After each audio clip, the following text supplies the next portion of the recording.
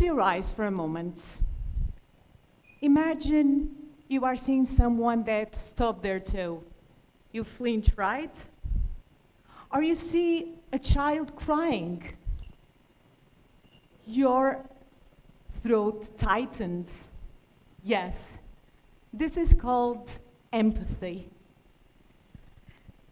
But actually, what I found is that empathy can become a burden from my experience. Those who are really empaths, who feel the pain of others, we feel real bad when we can't do nothing about it. And social media as it is nowadays, what does it happen? We are observers of the suffering, all the wars, all the tragic events that happen in the world, and we are only watching in our phones or our PCs. So empathy, it's an amazing thing, but by itself, it doesn't do anything.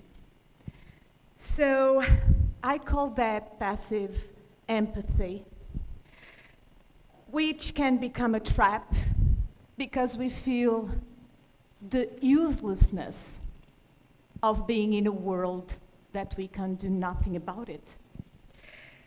So empathy, I see it as a biological response. It's in our bones, it's in our chemical. When we see someone that is passing through a bad time in life and we feel them. But why it becomes a trap? Because of that, what I've just said.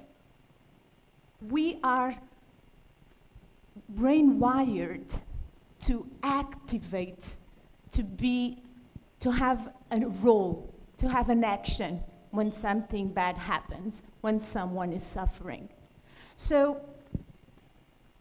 there is something that the pharmaceutical industry can't solve because it's inside of us. So in my years of experience in volunteering, more than 30 years, I found that disturbing pattern of the empathy pity, and where the healthy ones take care of the broken ones. So we see help to the others as me in a good position who are helping others that are in a vulnerable condition. So it's not really, it's a vertical relationship. It's not a horizontal relationship. So when we can't do nothing about it, I believe that when you see only the one as a vessel of our help, that is giving more illness to the illness. If someone is healed, if someone goes to the doctor and say, I'm in pain, I'm suffering from this disease, and the doctor only has one solution, if I feel anxiety and depression, they will give you a pill, they will give you an antidepressant. That is actually the solution that the family doctors have nowadays to give to their patients. So empathy, seen as a feeling to manage, the doctor can feel that, and what I understand that empathy is not a feeling to manage, but is a muscle. And every muscle that doesn't exercise, what happens to it? It atrophies, right?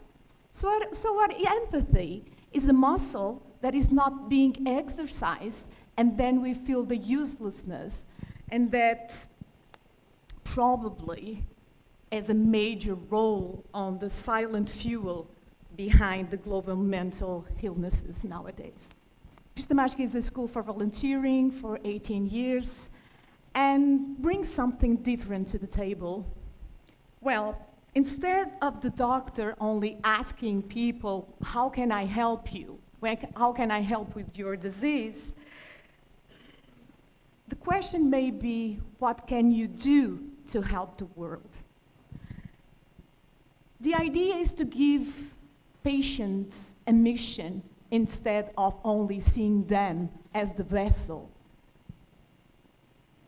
of support of the doctor that they have in front of them.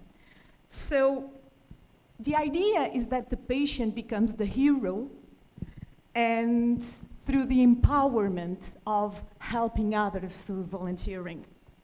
And you may ask, so does it work, or is it only a good idea? How can volunteering help someone that is in a depression or suffering from anxiety? How can that be a solution for that illness?